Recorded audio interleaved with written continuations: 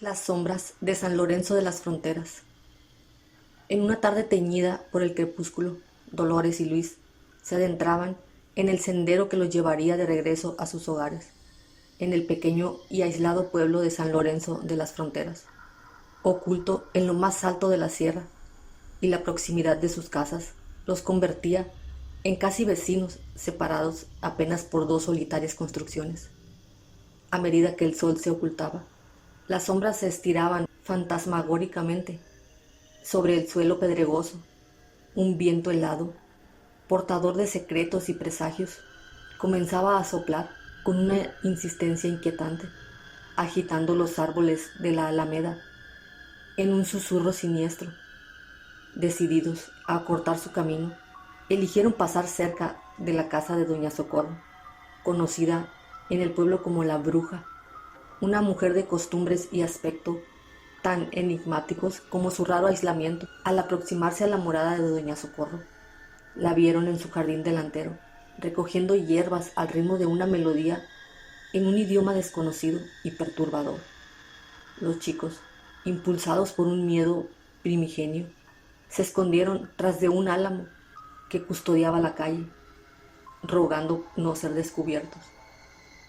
Atrapados en su escondite, observaron cómo la mujer, en un trance profundo, se arrodillaba y elevaba su canto a niveles cada vez más estridentes.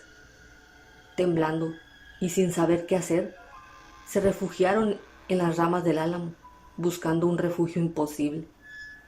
Desde la atalaya natural, presenciaron cómo un inocente gatito se acercaba a la casa de la bruja. Luis, temiendo por la suerte del animal, bajó del árbol, se deslizó silenciosamente para interceptarlo, antes de que cayera en las manos de doña Socorro. Con el gatito a salvo en sus brazos, Luis se giró para volver, pero se detuvo petrificado al ver una figura esquelética y encapuchada bajo el árbol donde Dolores se escondía. En ese instante de terror puro, la bruja detuvo su canto con un grito desgarrador. El esqueleto trepó al álamo con una velocidad sobrenatural, y en un abrir y cerrar de ojos, Dolores yacía inerte en el suelo. Luis, impulsado por un desesperado intento de salvar a su amiga, se encontró de pronto con la mano de doña Socorro sobre su hombro. La anciana, con voz llena de dolor antiguo, le reveló que sus cantos eran rezos para protegerlos de la muerte que los acechaba. El destino había elegido a Luis para salvarse, al bajar del árbol y rescatar al gato, un acto que le había otorgado una protección temporal. «Niño, no soy tu enemiga», dijo la anciana. «Los cantos que escucharon eran rezos, pues desde lejos vi cómo la muerte los seguía a ti y a tu amiga, pero sabía que si les hubiera hablado, hubieran muerto los dos, pues no se acercarían a mi casa». Mientras rezaba, el Señor me escuchó, pues mandó al gatito al cual tú salvaste. Fuiste el único que bajaste. La salvación estaba en mi casa. No volverás a ver a tu amiga Dolores nunca más. Solo queda rezar por ella. Con esas palabras, el mundo de Luis se desmoronó. Su amiga Dolores ahora yacía sin vida, una víctima de fuerzas que escapaban a su comprensión. El terror y la confusión lo invadieron, mientras doña Socorro, con una tristeza infinita en sus ojos, comenzó a rezar por el alma de la joven. La muerte, una sombra implacable y misteriosa, se había llevado a Dolores, dejando atrás solo el dolor y el lamento. Luis regresó a su hogar esa noche, un alma rota en un cuerpo inerte. Las palabras de doña Socorro resonaban en su mente, una lección amarga sobre la fragilidad de la vida y el poder incomprensible de lo desconocido. La muerte había estado a su lado, y aunque él había escapado, el precio había sido inimaginable. Los años siguientes, Luis nunca pudo olvidar esa fatídica tarde, la imagen de Dolores, el grito desgarrador de doña Socorro y la presencia amenazante del esqueleto quedaron grabados en su memoria. San Lorenzo de las Fronteras, un pueblo marcado por el misterio y los susurros de lo sobrenatural. Le recordaba constantemente el día en que la muerte danzó a su alrededor, dejando una cicatriz imborrable en su alma.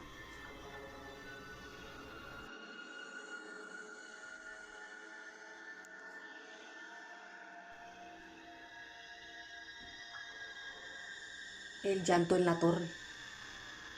Pedaleábamos en grupo por el sendero, la oscuridad envolviéndonos lentamente. Decidí detenerme un momento para ajustar mi equipo, cuando de repente un llanto agudo rompió la tranquilidad. Un llanto que helaba la sangre. Miré a mis compañeros, pero ellos seguían adelante ajenos al sonido. El día era nublado, de esos en que se siente la fantasmagórica presencia de la lluvia, incluso antes de caer. Apenas un vago haz del sol surcaba el cielo agonizante, extinguiéndose en cada nuevo segundo. Mientras los cuidadores del parque terminaban su jornada, yo avanzaba pedaleando entre los altos árboles. Siempre me había gustado pedalear allí y me permitía despejar mi mente. Al caer la primera gota en mi cabeza, apagué la canción en mi celular y me retiré los audífonos. Me faltaba un poco de camino por recorrer. Unos cuantos metros más adelante, estaba seguro de que ya no habría nadie, de que todo el mundo había dejado el sitio para esa hora. Decidí regresar. Quería irme a casa ya. Quería disfrutar de la lluvia desde la comodidad de mi sofá, viendo televisión y bebiendo una cerveza. Pedaleé en dirección a la salida y al momento de colocarme los audífonos de nuevo, lo escuché. El llanto del niño era alto, definido. Al principio lo confundí con el pitido de uno de los silbatos de los cuidadores, pero tras prestar atención no cabía duda, era un niño y su agudo chillido se oía cerca, en el camino detrás, ese sitio al que decidí no ir a revisar. Mi conciencia no tardó en perturbarse. ¿Se habrá caído? Pensé. Seguro se rompió algo. Puede tener una herida grave. No hubiera sucedido si hubiera ido a revisar. Pude haber llegado a tiempo. Pedaleé muy rápido hacia la fuente del sonido. Provenía de una de las torres. El llanto descendía con furia. Está asustado. Algún animal le hizo algo. Se está escondiendo. Dejé la bicicleta abajo y ascendí hacia la torre. Subí las escaleras de dos en dos. Mi corazón era una bomba fuera de control, estallando con cada chillido que escuchaba. Subí y no vi al niño hasta llegar al último piso. El llanto del niño se volvió muy perceptible, fuerte, a pesar de que la lluvia ya caía en bandavales. El sonido del chillido se elevaba sobre el de las gotas al impactar. Lo busqué con mi mirada. Me percaté de una figura en la esquina de la torre, un bulto asentado en el borde de la torre, negro, moviéndose en expansiones y contracciones. Y ese bulto era el que chillaba sin consuelo. Me aproximé a pasos lentos hacia la oscura forma del borde. Estiré mi mano, tomé un respiro y la figura volteó hacia mí, extendiendo sus negras alas, largas y revoloteando el rostro agonizante que tenía dibujado en su rostro. Rostro de niño gritando, de dolor, arrugado en una mueca infernal. Se precipitó hacia mí en los aires, enseñando colmillos y garras en lo que parecían patas, atacándome con los cuernos sobre su cabeza configurada en expresión de llanto. Y en mi intento de alejarme de la criatura, me apresuré hacia el borde y caí de espaldas al vacío. La altura no me mató ni ocasionó graves daños en mi cuerpo. Al poco tiempo, mis compañeros llegaron al darse cuenta de mi ausencia y me encontraron delirando palabras sobre el demonio con alas que me había atacado. Pude recuperarme sin secuelas. Nadie me creyó, pero desde entonces, cada vez que estoy solo en un sendero, no puedo evitar mirar hacia la torre con un nudo en el estómago, esperando no escuchar jamás el llanto de un niño en la distancia.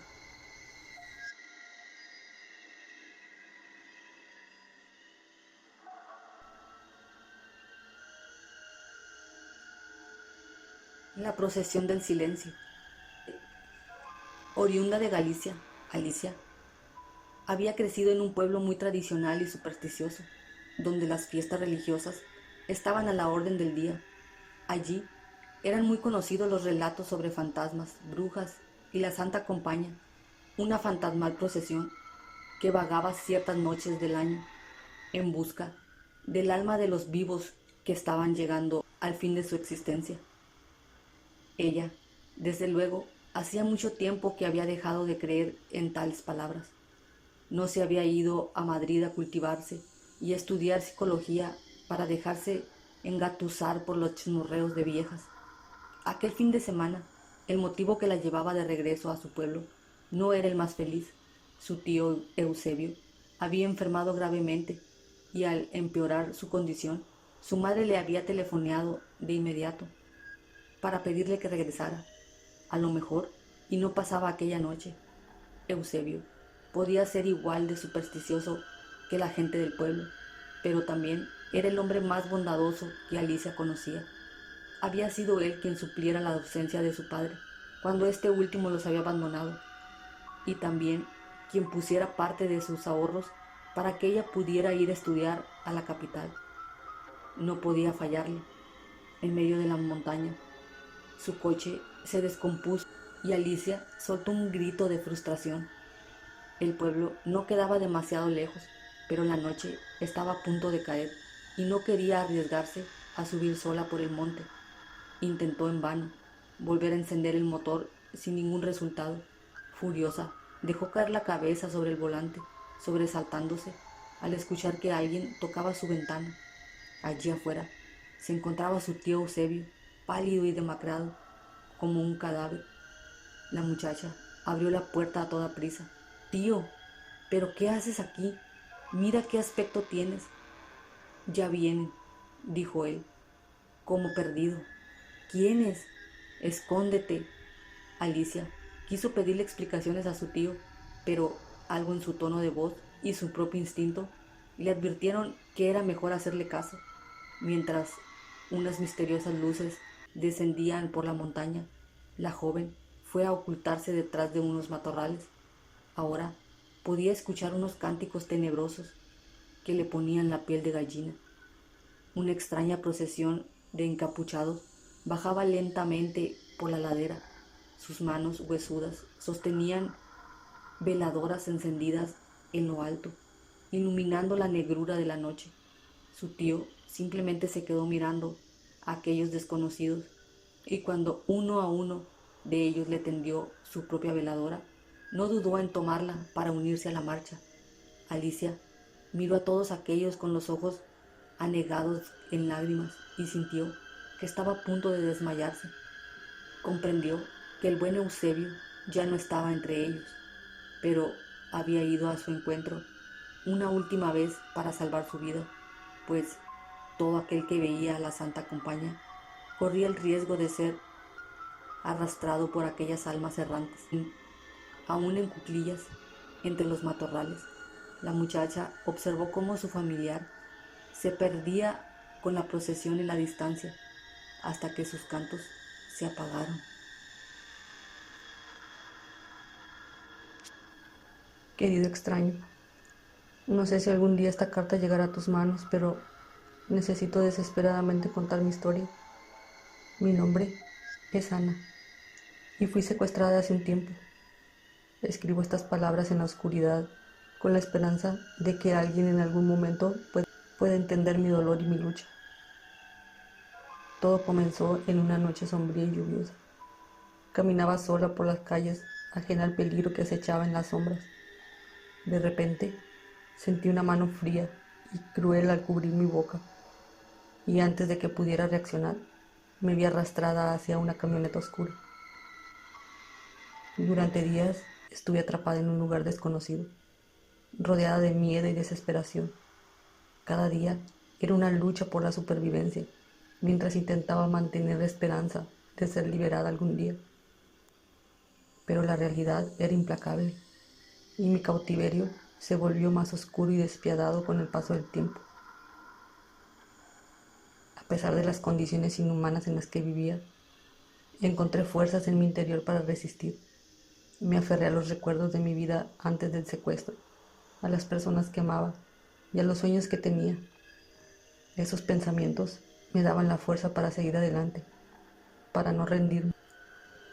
Un día encontré un pequeño trozo de papel y un lápiz escondidos en un rincón oscuro de mi celda. Esa fue la oportunidad para contar mi historia, para dejar una huella de mi existencia en el mundo exterior.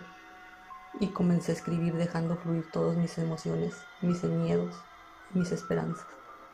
Querido extraño, a través de esta carta quiero que sepas que estoy luchando, que no me he rendido.